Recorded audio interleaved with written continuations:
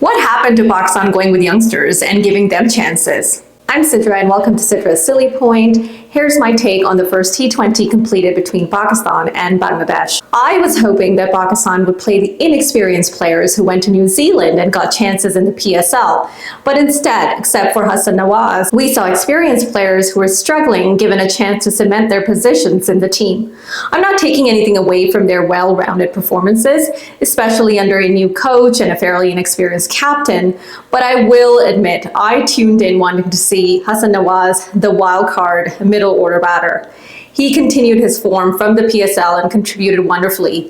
His knock in the final of the PSL was commendable considering the position he came to bat at. Whether he knew he was a middle order batter or happened to discover it by playing for Quetta Gladiators, who had a lot of openers, he is a great talent for Pakistan. And I would have also liked to see Sahibzada Farhan given a chance. There's also Hussain Talat warming the bench, not forgetting how sad it is to see Sofyan Muqeem being sidelined for this series. At the end of the day, Bangladesh is not the strongest of opponents, and they have recently lost against the UAE and the USA. They also don't have a lot of senior players in the team anymore, so it was a perfect opportunity where we would expect youngsters to get a good run. To me, it makes sense to give chances to Mohammad Haris and Hassan Ali. This is almost a comeback series for Hassan Ali, and Mohammad Haris hasn't been given a consistent run. But if you have a team that is inexperienced in front of you, you have just finished on a high in the PSL, it is disappointing to see them not avail a golden opportunity. Salman could have been rested. He performed in the PSL, and this series is also taking place in Pakistan, so there's no real difference in conditions. Saim Ayub could have also sat out, and resting players doesn't mean that their positions are in danger. Nonetheless, I do want to take the time to talk about Salman Ali Agha, who is a quiet warrior and has proven once again how to lead from the front. Although he didn't perform all that well in the PSL, but still he never looked under pressure playing in the captain role today. He came in when the scorecard read 5 for 2 and rebuilt the innings alongside Mohammad Haris, who was the initial aggressor. In my opinion, his innings was noteworthy and was one of the contenders for the Player of the Match award.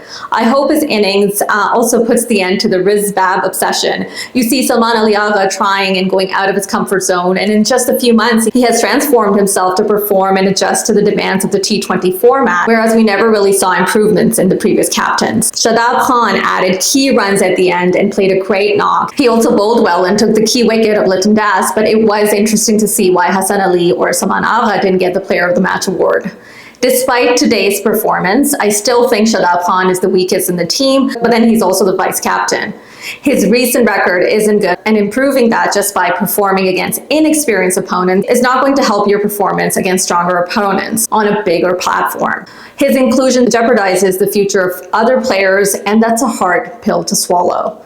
It was, however, wonderful to see Hassan Ali getting his career best 5 for 30. The captain Salman Agha said in the post-match interview that 2017 Hassan Ali is back, and I hope that is the case. He has aggression and keeps the game interesting, although he can still improve his fielding, but that goes for everyone. And Bangladesh too, especially when there was a ridiculously high number of drop catches in the 10th edition of the PSL. Haris Rauf, as per usual, was the most expensive bowler in these conditions for Pakistan. He went for 30-something runs for no wicket, and makes one wonder again if this series was a good opportunity to give chances to other pacers like Mir Hamza and Abbas Afridi, who were decent during the PSL. Naseem Shah was picked for the series, although we all saw him struggle in the PSL, and I've said it many times, I wish these players looked at longevity of careers of certain players like Jimmy Anderson, for example, who chose a certain niche and had long careers as a result. But that requires dedication and being selective, which unfortunately is hard to see in the Pakistani Pacers. It was nonetheless a good game to witness,